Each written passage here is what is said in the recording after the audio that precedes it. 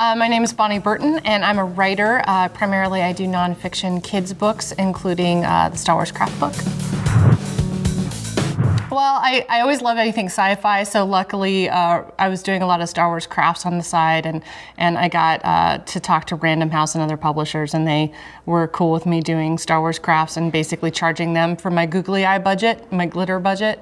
So I've been doing a lot of craft tutorials at different conventions and different things like that, and so people already knew that I was kind of the go-to person for turning a sock into a Chewbacca sock puppet. But I also wrote a Mean Girls book, which isn't really a tutorial on how to be a mean girl. It's basically a book on how to deal with mean girls in your life and how not to become one. It's geared towards teenage girls, but I've noticed that more and more my guy friends are reading it to understand their wives. I was both a mean girl and bullied by mean girls. I think it's hard to be just one of the other. I was bullied by mean girls all the time. I had braces at an early age. I was a geek. I was a nerd. I loved all the stuff that nerds and geeks like, but there weren't any other geek girls anywhere in my zip code. And so I'd get bullied quite a bit by that. And then I had a younger brother. So, but by default, you become a mean girl when you have a younger brother to play with and manipulate. And I was really bad about that. And hopefully one day he'll forgive me. I grew up on a farm in Kansas originally, and I identified with Luke Skywalker probably more than most girls should, because I felt like I was kind of trapped on a farm myself and I wanted to go out and have adventures. But I loved Star Wars so much that I actually got some of the toys before I saw the film.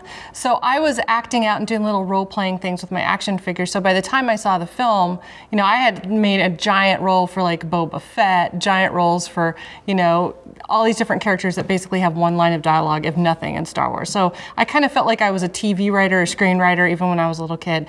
But you get bored on the farm, sometimes you'd squint into the distance and look at a combine and pretend it's an AT-AT. So that's how my mind worked. And I constantly would go into phone booths too and pretend it was a TARDIS for Doctor Who, or I would, you know, put Play-Doh on my ears and pretend I was Spock's younger, spunkier sister. So I always had some sci-fi playing out. And my first crush was Apollo on Battlestar Galactica. I really consider myself a gamer. I play board games and I play really old school Atari games. But as far as like grabbing a gun and obliterating all my friends, at least in the board game realm, I don't think about that. Maybe in meetings or something I do, but as far as just actually being a hardcore gamer with the headset and everything, that's too many things to worry about. I want to say gaming is liberating because you get to be someone else. You get to have fun. There's no real consequences. If you kill someone, you're not going to be hauled off to jail. If you double, triple cross, or quadruple cross your friends, they actually have more respect for you after, and they think you're being intelligent.